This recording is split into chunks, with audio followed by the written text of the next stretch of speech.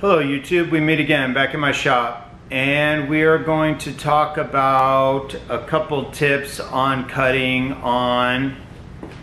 Oh shit, just broke my pencil.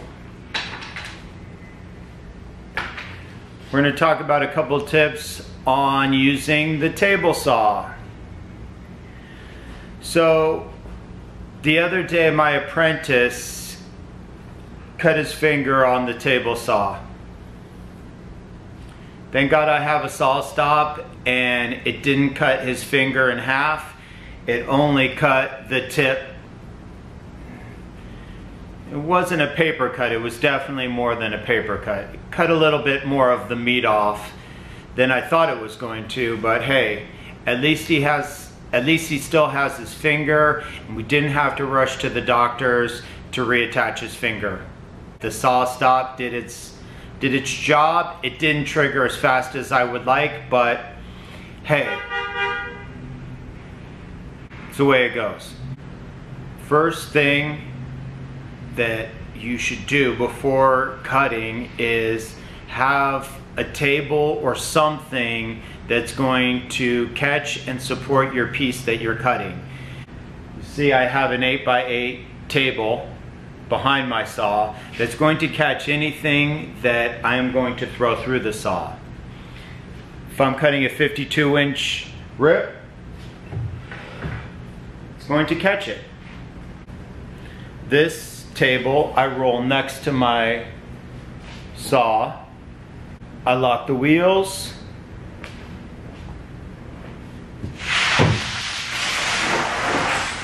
And it supports the piece on this side of the table. Next thing is push sticks. Very, very simple to create a push stick. This is how I make them. You can make it any way you like. This is how I make it. I bought this one. Does the exact same thing as this. Basically, it's taking your two fingers, removing your fingers, and using this plastic to cut this off. Okay, if I'm cutting this, I want to make sure I put firm support that way and firm support that way as I'm cutting. Okay? And as I'm getting closer to the saw blade, right here, hopefully you could see this. I am going to put my thumb on the back of the piece and my pointer finger on the top of the piece. But what I want to do is see these three fingers. I want to hang these three fingers over my fence in the safety zone. This, from here over, is the safety zone. From here over is the danger zone. So basically, this line is the dividing factor. So if I put my thumb and my pointer finger on this piece and I'm pushing it through, my thumb and my pointer are in the danger zone.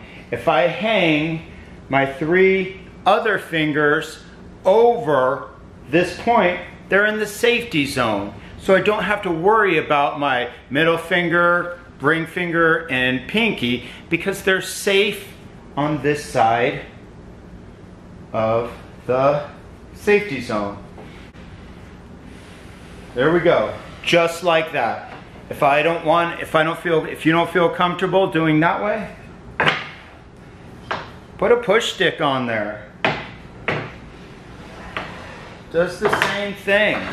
Let's say I need to cut, I don't know, 5-inch cross cut on this almost full rip of sheet.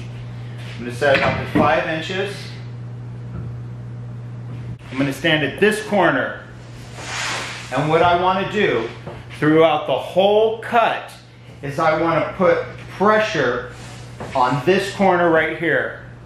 This left hand is putting pressure on that corner to make sure that we're not going crooked on the cut, and then the right hand is to actually push the piece through.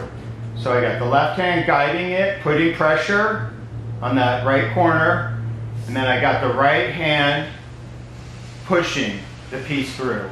All the while keeping pressure on that front corner through the whole cut. And as I get closer to where the saw is gonna make the last cut, I am going to put the left hand on this piece, the right hand on this side, clearing the saw blade. So I know a 5-inch cut, probably gonna have 1 or 2 fingers on the piece, 2 fingers in the safety zone. As I would finish the cut,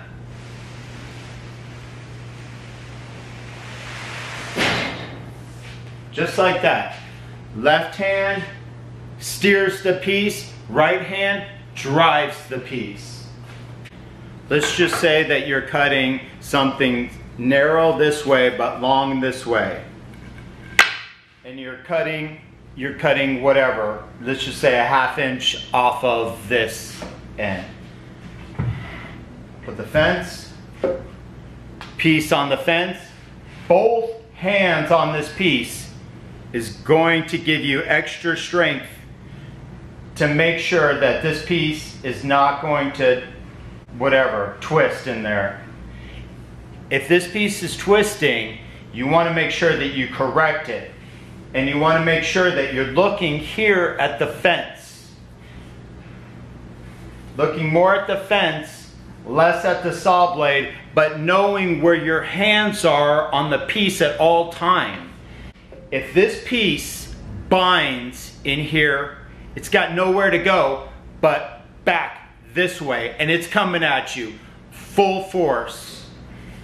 When I first started woodworking, I was cutting a piece similar to this, and I was cutting, it bound, it had nowhere else to go but back at me. Hit me right in my stomach, took all the wind right out of me. That's not what you want to happen to you, because it's very uncomfortable. So you want to make sure that you are driving the piece, watching the fence, making sure you're not going crazy or crooked, following through, straight through, listening to the saw blade, as when it finishes cutting your piece, you will be able to hear it and tell it through the vibrations in your hand. Then you're free to clear. Then you're free to move your piece. This saw actually is supposed to trigger, and it did trigger when it came in contact with flesh. But let's just say that you don't have a saw stop. It doesn't give a fuck if it's cutting this, if it's cutting this, or if it's cutting this. It does not care. It will cut whatever you put in front of this blade. So you want to make sure that it cuts this and not this.